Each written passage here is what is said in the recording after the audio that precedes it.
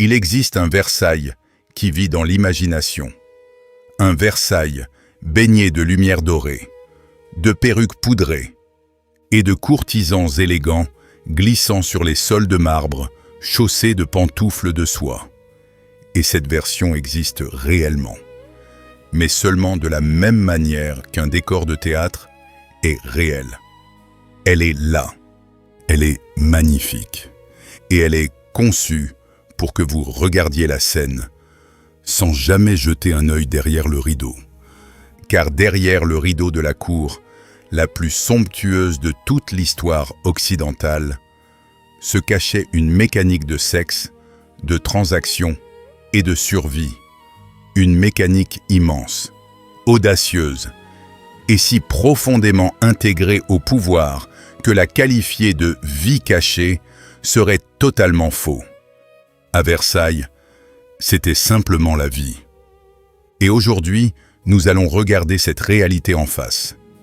Sans détourner les yeux, voici l'histoire de la prostitution, de la séduction et de l'économie des corps à la cour des rois de France. Commençons par un fait qui change tout. À Versailles, presque personne n'était là gratuitement. Les courtisans qui remplissaient ces salles dorées avaient payé ce privilège très cher. Des années de flatterie, des mariages stratégiques, des fortunes dilapidées et le sacrifice de toute vie privée qu'ils auraient pu espérer. Ils étaient là pour une seule raison, la proximité avec le roi.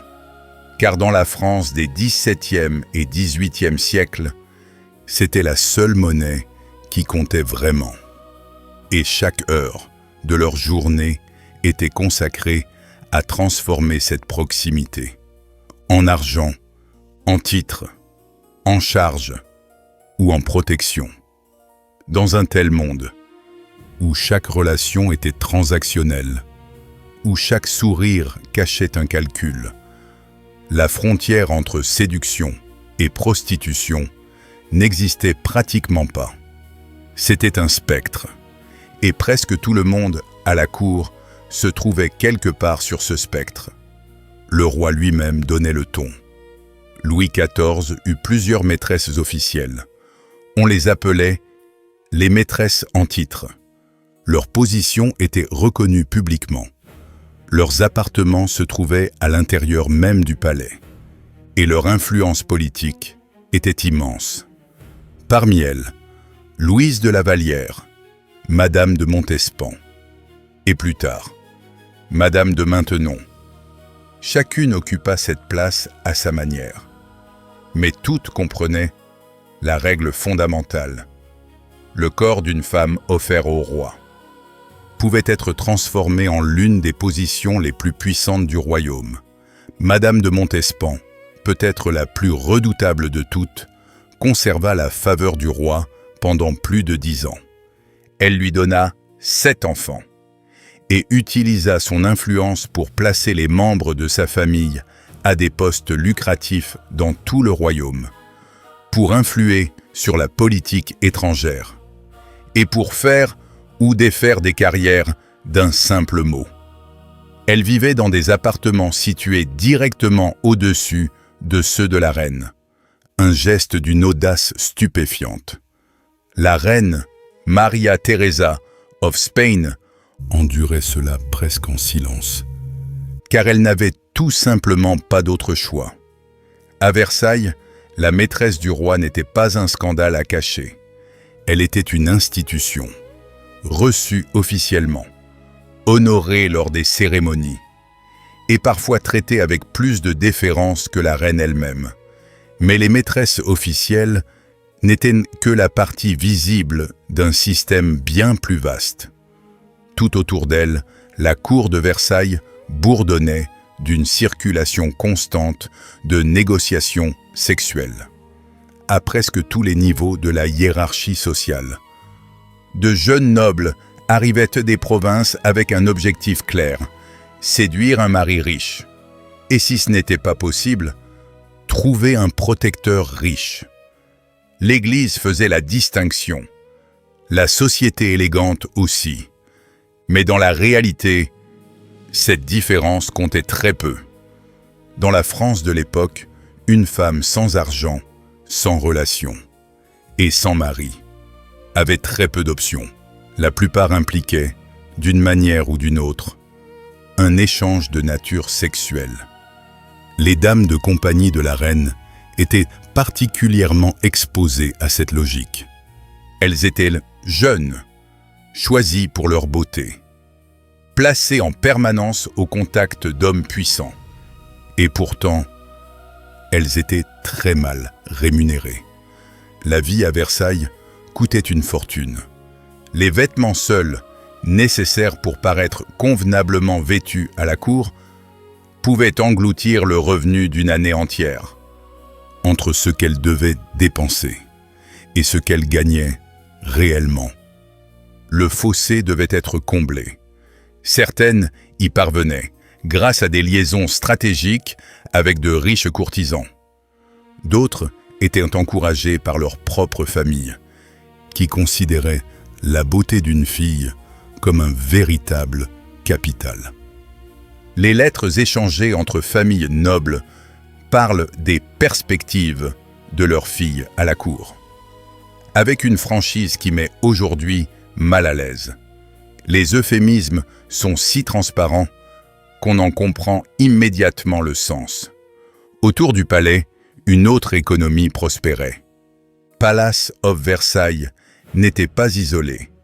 La ville de Versailles, construite pour servir le palais, regorgeait de tavernes, de maisons de jeux et d'établissements proposant différentes formes de compagnie. Des femmes venues de toute la France, et même d'ailleurs, affluaient vers ce lieu. Pourquoi ? Parce qu'il y avait là une concentration exceptionnelle d'hommes riches. Une cour d'environ 14 000 personnes, la plupart des hommes, souvent désœuvrés, et nombreux à dépenser de l'argent qu'ils n'avaient pas, pour paraître plus riches qu'ils ne l'étaient réellement. Pour les entrepreneurs de l'époque, c'était une opportunité commerciale extraordinaire. Les archives de police de Versailles et de Paris sont aujourd'hui des documents fascinants. La monarchie française possédait un système de surveillance très développé. Les lieutenants de police surveillaient la prostitution avec une précision remarquable, officiellement pour des raisons morales, mais surtout pour maintenir l'ordre et le contrôle. Les inspecteurs rédigeaient des rapports détaillés, les noms des femmes, leur origine, leurs clients et leurs tarifs. Ces dossiers révèlent une diversité sociale étonnante. Certaines femmes demandaient quelques pièces pour une rencontre dans une ruelle. D'autres, les courtisanes, pouvaient demander l'équivalent de plusieurs mois de salaire d'un ouvrier. Pour une seule soirée. Le mot courtisane mérite d'être expliqué. Aujourd'hui, il est souvent idéalisé. Mais à la cour de France, une courtisane était simplement une femme, qui vendait l'accès à son corps et sa compagnie, à des hommes riches, souvent dans une relation plus ou moins exclusive avec un seul protecteur à la fois. Elle vivait dans un espace social ambigu, ni respectable, ni totalement scandaleux. Les courtisanes les plus célèbres étaient souvent très cultivées. Leur succès dépendait autant de leur intelligence, de leur conversation et de leur capacité à évoluer dans le théâtre complexe de la vie de cour. Certaines accumulèrent une grande richesse. Certaines devinrent même des figures importantes de la vie culturelle. Parfois, la frontière entre courtisane et intellectuelle n'existait plus. Un exemple célèbre, Ninon de L'Enclos. Elle vécut plus de 80 ans. Parmi ses admirateurs figuraient Molière et Voltaire. Elle anima pendant des décennies l'un des salons les plus célèbres de Paris, tout en menant une vie sentimentale et érotique très libre. Elle fut admirée, pas condamnée. Ce détail en dit long sur l'atmosphère morale de l'époque. Bien sûr, l'Église condamnait tout cela. La France était un royaume catholique. Les prêtres prêchaient contre la prostitution, le concubinage et les excès de la cour, avec ferveur. Mais l'Église faisait elle aussi partie du système. Les évêques et les abbés dépendaient de la faveur royale pour leur poste et leurs revenus. Et les mêmes hommes qui dénonçaient le péché le dimanche participaient souvent à son économie le lundi. Cette hypocrisie n'échappait à personne. Des pamphlets clandestins circulaient alors dans toute la France. Ils racontaient les vides sexuelles des prêtres, des courtisans et des souverains, avec une précision féroce, illégaux, mais extrêmement populaires. Pour les historiens, ces textes sont précieux. Ils révèlent ce que les archives officielles taisent. L'image qui se dessine est claire.